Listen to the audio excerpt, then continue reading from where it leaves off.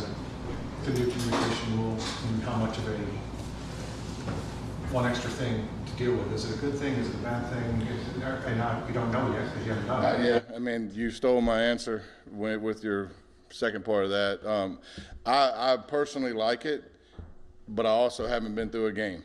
And so I've talked to multiple NFL guys that, the worry is like, does it cut out? I mean, how consistent is it?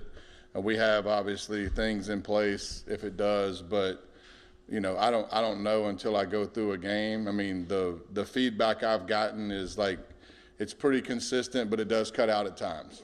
So, that's what I would anticipate. But again, like we're kind of in uncharted territory with that, especially at our level. So when we go through a game, there's going to be some adjustments. No different than every game one, but this one's a little bit different because there is some factors involved that are different than other years. Primary? What's that? Will that be the primary form of communication on Saturday, or are you still going to? Look, we have multiple ways, put it that way. And so, we have multiple ways to get to play in, and we're not going to rely on one system. We can't, just can't. Coach Mario just mentioned about every stop that Cam Ward's been on, he's found ways to grow. Since he's gone with you guys, where have you seen him grow the most? That's a good question. I wasn't with him before, so personality-wise and everything, I mean, I'm dealing with him from when he got here till now. And so I would say he's done a really good job of incorporating within our team. This is not about one person, and that was the one thing I sold to him in recruiting was, I'll give you an opportunity to come be a part of something that I feel could be really special, and you can be surrounded by really talented guys and showcase your ability. And just conforming into our offense and to our culture is probably the biggest. I don't know if he's been a part of a culture like ours. I know I haven't before I got here. And so, you can see him through time really incorporate into our culture and embrace it, which is huge. Obviously, you have Cam Ward, all the receivers around him, and then stable running backs. Kind of, what do you think the identity of this offense is going to be this year? What should people expect? And hopefully, I mean, we can attack you in a lot of different ways. Being multiple is key. I mean, we're going to run the football. I mean, we're big up front. We're physical. Our running back room's talented. Our tight end room's talented. And so being able to do a lot of different things from the same personnel group is huge.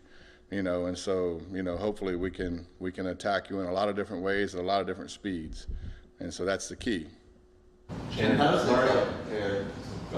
it compare to what you had at Houston? You had that 1 year where you had a lot of playmakers to work with and put up huge numbers. How does what you're going into the season with compare to that? I mean, offensively, we're just different than we were then. I mean, our run game is different. I would say we're completely different up front and in those rooms. And so, really, I don't know if there's a correlation between the two other than the fact that, I had an older quarterback that was talented and with some people around him that were talented. It's probably the correlation. Other than that, I'm not sure. We still got to do it on the field, which there that year, I think we won 12 that year. We lost the first one and won like 11 straight. And so, I think that first loss that year was probably the reason why we won 11 straight, to be honest with you, because it got everybody on the same page and focus. But I don't know if there's a lot of similarities, to be honest with you. I'd have to sit down and really think about that. The depth of the running back room, Mario this morning on radio compared it to like a baseball pitching staff. Yes. Starting the lineup core. I would guess you would think of it as a great problem to have. No doubt. And if you look at, what we did last year, I mean, it was really, we rolled running backs in there. Now when somebody was hot, they were hot. And, but, you look at a running back's job description and it's tough. I mean, the things that they have to do in the course of a game and in the course of a year, it can bring some wear and tear on your body. And I do think having some people that can go in and kind of share that abuse is important. And they have to pick up blitzes from linebackers that are really talented. They have to run routes and catch balls and get tackled, and they got to run about. I mean, they get hit in every different direction, which is kind of unique to their position relative to other positions, right? And so I just think it's important with running backs to share to share the wealth. And we have a room that there's no reason not to. You know, we have talented guys that we trust, put them in there and let them play. And Mario talked about like the late game process, time management stuff, bringing in a time management coach. How much do you guys in meetings or anything go over, you know, in X situation we do this and why we do this? How much do you guys talk about that? A lot. You know, there's situations that come up in every practice. We work 2-minute drills, 4-minute drills throughout camp almost every day. And then we come in and we watch it and we sit there and we basically dissect every play. You know, this is where we're at. You know, should we call a timeout if it gets put in play, or do we want to call a play fast? So every play has some type of just banter back and forth. And it happens every time we do those series, which we do them, you know, almost every day we're in pads throughout camp. So to answer your question, a lot. And then when it comes to, you know, you talked about the like the communication and everything. Obviously, it's going to be deafening in the swamp on Saturday. Just how do you? Is there anything you can do to prepare for that? You know, 100%. I mean, we do the things that we've always done to prepare. You know, we use crowd noise and all the rest. But I don't think anything, you know, prepares you for the actual environment. The game's going to have to settle in. We know that, and no different than every first game. But this one's different because where we're playing and who we're playing, we all understand that. And so we've prepared, you know, as good as we can for that environment. Ultimately, we have to go in there, especially as an offense, because offense has to deal with the crowd noise a little bit different than defense, especially away. And so blocking out the things you can't control are huge. You know, I mean, if you let those things dictate your play and dictate your communication, then you can struggle. And so blocking out those things are vitally important on the road, and we've preached that for a while. To the point where you just said, because of the opponent, because of the location, it is difficult. It's not fair to ask about ancient history, but Miami and Florida State used to play a lot of League One games. And if you won it, man, you were set up. And if you lost it, well, you were a terrible football team. And Miami hasn't always done well with handling expectation and noise and all of that. How is this group handling? So far, they've handled it well. I'll tell you at about 7 o'clock on Saturday how they handle it, right? I mean, I'm not a psychic by any stretch, but I do think that Like they're locked in. They're doing what you guys are asking them to do. they understand the task at hand. I mean, look, everybody does. You know, I mean, the gravity of the game everybody gets, but it's also a game. You know, it's also a game played one snap at a time. And so if you sit there and you think about the whole deal, you know, your mind can play tricks on you. And so the key is to take it one snap at a time. And if you have a snap that is the greatest executed snap ever, you move on to the next one with a clear mind. And if you have a snap that's the worst executed snap ever, you move on to the next one with a clear mind. And if you can do that and you can just stack them over and over again, that's how you take crowds out and that's how you execute. Gators defenses, what are your initial thoughts on them? Very talented group that's played a ton of snaps. I mean, you look at, like I'm looking at their D-line, just their D-line, over 1,000 snaps within 3 guys. You know, Shamar's played, 400 snaps. You know, the safety played in the national championship game that transferred in. I mean, he's played a ton of snaps. They have a lot of experience. And so, and they're big, they're physical and fast. I mean, look, they're a good football team.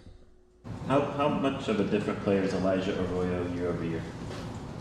You know, I mean, that's a simple question because he didn't play last year, right? And so he's a very talented kid, and he's really, blossoming in everything we're doing. And so I'm excited to watch him play, to be honest with you. He's been a pleasure to be around. Great attitude, too. Back to running back to how did Mark Fletcher look to you during camp, especially coming off the injury, not being able to do much in spring? What did he look like to you in the fall? Looked pretty good. Anything else for Coach Dawson? How much have you talked to Cam about just his experience of playing on the road, over the course of the last 4 years? What he likes to do on the road, what he doesn't like to do on the road? Just what have those conversations been like? You mean plays or just in general? Plays, getting, ready, just anything. All the off the field. No, I don't really worry about that with him. He's played in a lot of big games. He's played in some venues that are tough. He understands that where we're going is going to be challenging.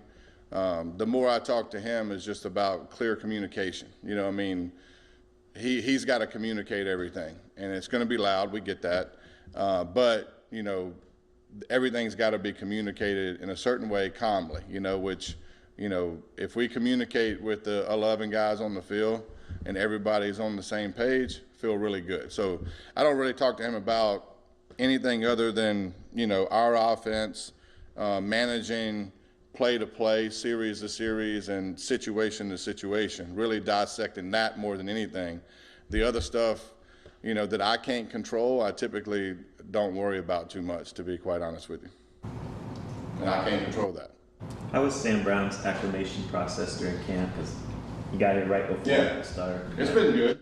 I mean, he, you know, from the beginning of camp till now, he did a really good job of getting in here and learning the offense, you know, because it is a little different than when I had him at Houston. You know, we asked the receivers to do different things. It's not the same. And so there's parts of it that are, but for the majority, it's different. And so he's done a really good job of learning it and hit the ground running, you know, so it wasn't a lot of lag with him. You know, he hit the ground, and he's a high football IQ guy. He picks up things very quickly. And so, but that was the biggest deal. And I told him, I said, look, you got to get in there and learn it, because it's not exactly the same. And so, and he did that, and he's had a great attitude, and just make plays, right? It's a better question for Mario, I acknowledge this before I ask it, but the fact that players turn over all the time, but the staff is largely intact from last year, what sort of an edge can that be for a group that, by now, y'all know, you're all thinking without having to say it? Well, I mean, what people don't want to admit about this profession a lot of times is consistency over time wins.